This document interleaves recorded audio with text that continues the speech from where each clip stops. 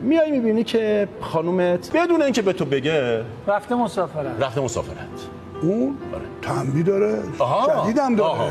شما خودت این کارو میکنید. اجازه بده یه دقیقه اجازه بده. شما مگه زنت میتونه بدون اجازه بره شهرستون؟ من نگه مگه میشه؟ یه قانون جدید داره خود درست کردی. زنت به تو نگه بخوام برم فلان جا؟ محمد آقا اومدیم و این کارو کرد. تنبیه کنه هر جوری دستم بیا. نظر آدم خطا کنه بدون اجازه بره مسافرت. مگه دست برید 4 روز پیداش نکنید. نه اون خطاست.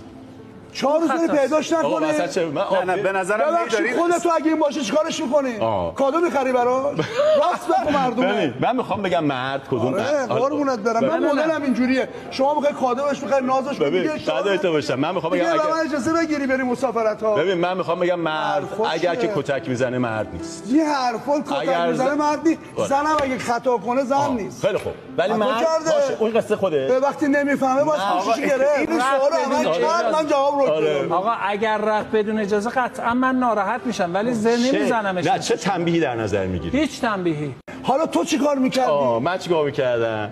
من میگم مرد نمیاد تنبیه‌های کیفری رو اولویت بده به تنبیه‌های کلانتری شکایت می‌کنی؟ به تنبیه‌های اصلاحی و جبرانی.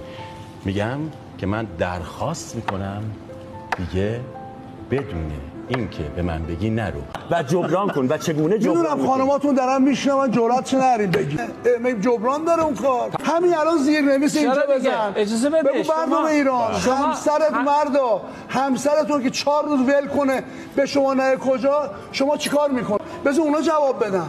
ما آقا اگه مردم من میگن اشتباه کردن دستمو میکنم بالا. ای کاش همه مردا که اینجوری حرف میزنن و تو خونه‌شون هم با زنشون. آقای محمودی اجازه میدی شوهر دخترت این رفتارو بکنه؟ شوهر دختر اگه چی؟ دامادت اجازه میدی با دخترت این کارو بکنه؟ شوهر دختر من ول کنه؟ اگه دخترت خودم هم تنبیه میکنم دخترم. یا حسین چیه؟ بچه ایرانی ما ادعای بچه مسلمانی. اگه 4 روز بذاری بری بدونی که به زنت بگی انتظار زنش چجوری برخورد کنه؟ منم زنم اصلا جوابمو نمیده رام نمیده. بعد بزنه یا نه؟ آره بعد بزنه